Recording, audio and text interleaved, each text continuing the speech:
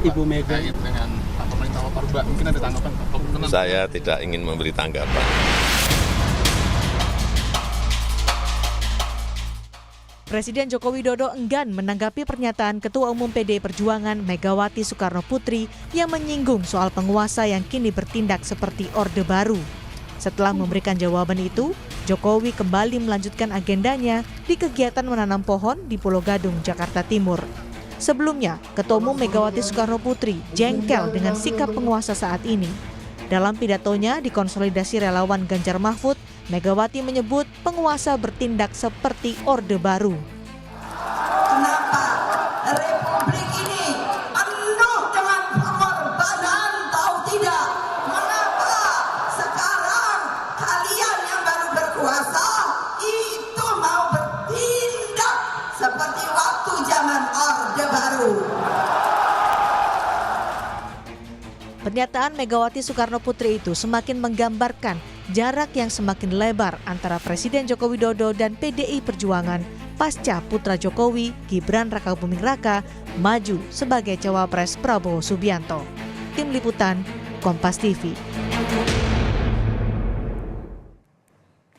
Saudara, hubungan Presiden Jokowi dengan Ketua Umum PDI Perjuangan Megawati Soekarno Putri makin memburuk seiring majunya Gibran Rakabuming Raka menjadi cawapres Prabowo Subianto yang mutakhir. Saudara, Mega menyindir penguasa yang mau bertindak seperti Orde Baru.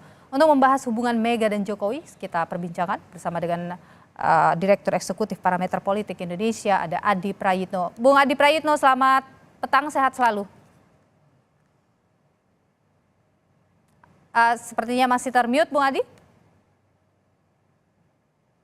Selamat petang, Mbak Nilu. Ya, jadi Bung Adi, kalau kita lihat sindiran Bu Mega ini soal Orba, ini kira-kira ke siapa sih sebenarnya? Kenapa diksinya harus menggunakan kata Orba?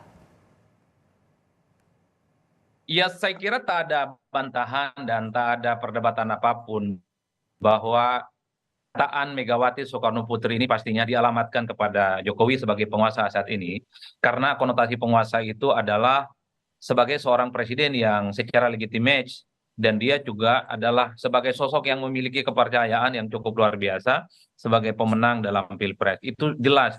Yang kedua, narasi tentang Orba ini kan sebenarnya sudah seringkali diulang oleh PDIP dan elit-elit Partai Banteng ini. Dulu misalnya kita mendengar bagaimana penguasa dan kekuasaan saat ini menggunakan gaya-gaya Orba, misalnya seperti ada dugaan intervensi, seperti ada intimidasi dan seterusnya. Titik kuncinya yang sering disampaikan oleh teman-teman PDIP adalah putusan dari Mahkamah Konstitusi yang dinilai dalam tanda kutip ya cacat secara moral terkait dengan soal syarat capres dan cawapres, itu yang kemudian semakin menebalkan gaya-gaya intervensi yang semacam ini, yang kemudian membuat kenapa belakangan PDIP begitu agresif menyerang pemerintah dan penguasa. Yang kedua, mereka kan mengaku ketika ada sejumlah oknum aparat tertentu misalnya berpatroli mendatangi kantor mereka, itu kan dianggap sebagai bentuk intimidasi politik yang kemudian membuat mereka itu speak up kepada publik. Ini adalah cara-cara kekuasaan seperti Orde Lama yang seringkali membuat suasana demokrasi kita itu tidak bisa berkembang dengan kondusif. Bahkan kalau ditambahkan narasi-narasi yang sering disampaikan oleh teman-teman PDIP, adanya upaya-upaya untuk menggerakkan aparatus-aparatus pemerintah misalnya untuk memenangkan salah satu kandidat tertentu. Tiga variabel inilah yang sepertinya menebalkan keyakinan publik bagaimana narasi politik yang disampaikan oleh Megawati Soekarno Putri itu seperti Orde Baru, dan ini sangat potensial dilakukan oleh penguasa saat ini. Saya kira itu cukup vulgar dan cukup transparan dan tak ada perdebatan apapun. Tapi kan problemnya dari kubu pemerintah kan memberikan bantahan bahwa ini bukan Orde Baru, bahwa indikasi-indikasi seperti intervensi dan seterusnya itu tidak pernah terjadi. Mas Edi, bagaimana ini dampaknya, dampak dari sindiran ini kepada kader di bawah? Karena Jokowi sendiri kan masih kader PDIP sampai dengan saat ini.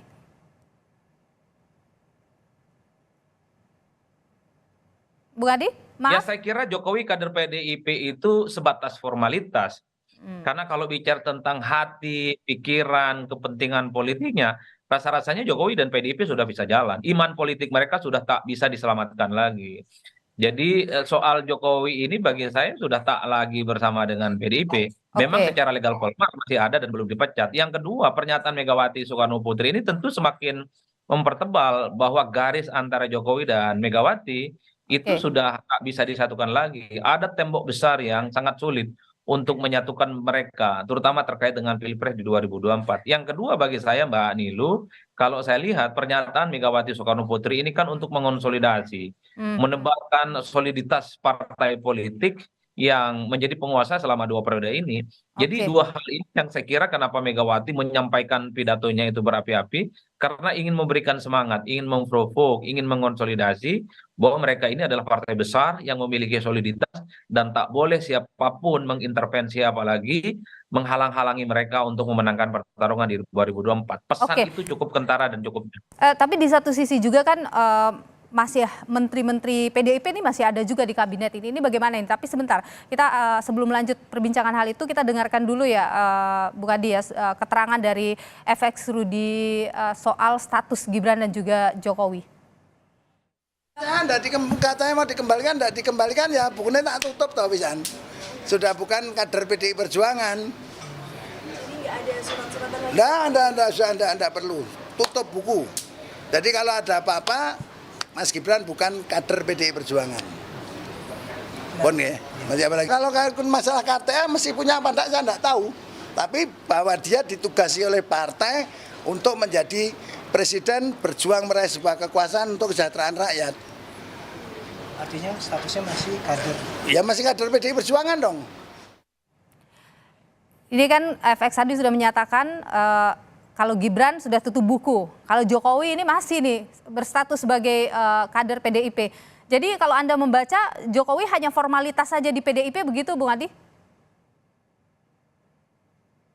Ya saya kira Jokowi di PDIP itu hanya sebatas di atas kertas dan hitam putih. Karena kalau bicara tentang mazhab, kalau bicara tentang kepentingan politik, rasa-rasanya Jokowi dan PDIP sudah tak bisa disatukan kembali. Kecuali di kemudian hari misalnya ada perubahan-perubahan yang cukup revolusioner dan signifikan, dan Jokowi menyatakan tetap menjadi bagian dari PDIP. Karena kalau kita mau jujur sebenarnya, ketika Jokowi merestui dan mendoakan Gibran maju di Pilpres berpasangan dengan Prabowo Subianto, itu otomatis menegaskan bahwa Jokowi sudah tak lagi bersama dengan PDIP. Oleh karena itu yang menarik yang selalu menjadi perbincangan publik itu kenapa tak kunjung diumumkan dipecat ataupun diberhentikan. Saya kira memang pada level Jokowi, pada level PDIP sama-sama sedang menahan diri karena tak ada efek negatif yang akan datang kepada mereka. Kalau Jokowi dipecat misalnya oleh PDIP akan terjadi snowball effect bahwa PDIP akan dituduh sebagai partai politik yang tidak demokratis, yang tidak mengakomodir kepentingan kader terbaik mereka, Jokowi sebagai presiden. Begitu baliknya kalau Jokowi meninggalkan PDIP maka akan ada efek negatif gitu ya. Bu Adi yang tadi tertinggal dianggap tidak berterima kasih kepada PDIP. Inilah yang saling tunggu antara keduanya. Yang tertinggal juga Bung Adi soal masih ada juga kan menteri-menteri PDIP di kabinet Jokowi sekarang. Ya kalau saya membaca PDIP-nya seperti sudah pasrah kepada Jokowi. Kalau memang sudah menganggap PDIP itu tidak penting dalam koalisi, sejumlah menteri di dalamnya itu ya harus diberhentikan ataupun direshuffle. Bagi PDIP ya kemudian akan menerima itu semua. Oleh karena itu orang bertanya kenapa PDIP tidak akan cabut dukungan? Karena kalau dianggap cabut dukungan, PDIP dianggap tidak istiqomah dan tidak konsisten mendukung Jokowi sampai akhir masa jabatannya sampai tanggal 20 Oktober. Karena kalau tarik dukungan melalui menterinya di parlemen itu dianggap sebagai bentuk pengingkaran terhadap komitmen politik terhadap kesepakatan mereka dengan Jokowi beberapa waktu yang lalu.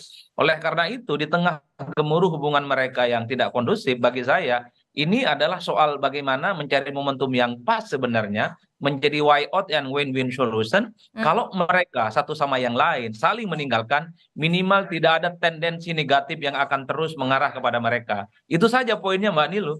Kalau membaca secara umum PDIP sudah pasrah mau diganti mau direshuffle menterinya mereka sudah nggak ada urusan karena bagi mereka Jokowi sudah bukan menjadi bagian dari mereka lagi terutama untuk kepentingan 2024.